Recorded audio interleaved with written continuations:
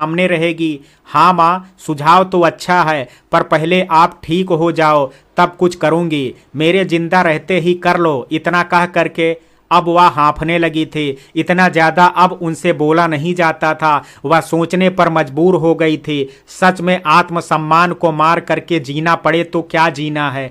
महीने से ऊपर होने को आया था। स्थानीय कैंसर विशेषज्ञ द्वारा माँ का इलाज शुरू हो गया था।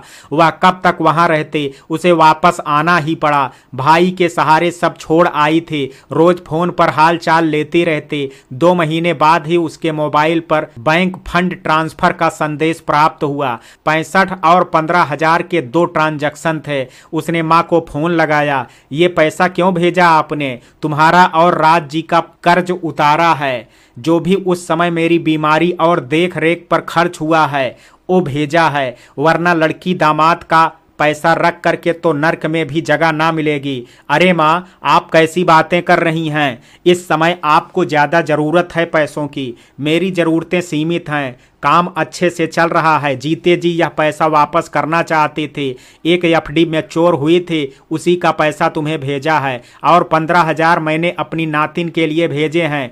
इनकी एफडी करा देना। जब तक उसकी शादी होगी यह रकम बढ़ जाएगी। उसकी शादी में उसकी गरीब नानी की ओर से यह छोटी सी भेंट रहेगी। माँ, आप कैसी बातें कर रही हो? ठीक बातें कर रही हूँ। अब मैं हर ऋण से उऋण हुई ऐसा लग रहा था।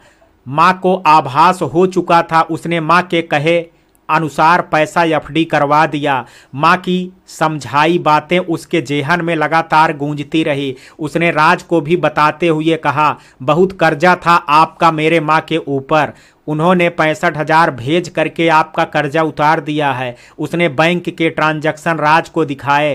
राज शर्मिंदा हो गया, लेकिन आपने और आपकी माँ ने मेरे बीमार माँ और भाई को जो अपमान किया, उसका कर्जा कैसे उतारा जाए? राज के मुंह से कोई बोल नहीं फूटे। हर समय किसी का एक जैसा नहीं रहता राज, यह बात आप याद रखिएगा। अब माँ की आखिरी इच्छा पूरी करना है, उसका लक्ष्य था। उसने आगे एमएड का फॉर्म भी भर दिया, आशा अनुरूप प्रवेश परीक्षा भी निकाल ली। एमएड की फाइनल परीक्षाओं के समय उसे माँ की याद आती। हर बार की तरह इस बार भी सासू माँ परीक्षाओं से पहले चली गई थी। उसे याद आ रहा था बीएड के समय जब सासू माँ गई थी तब वह कितनी परेशान हुई थी। राज ने शायद व्यंग में कहा था, उससे इतने समय मेरी मम्मी यहाँ रही, अब अपनी मम्मी को बुलाओ। और अपने माँ को जैसे ही अपनी परेशानी बताई थी वे फौरन चली आई थी और आते ही उसे किचन और बच्ची की जिम्मे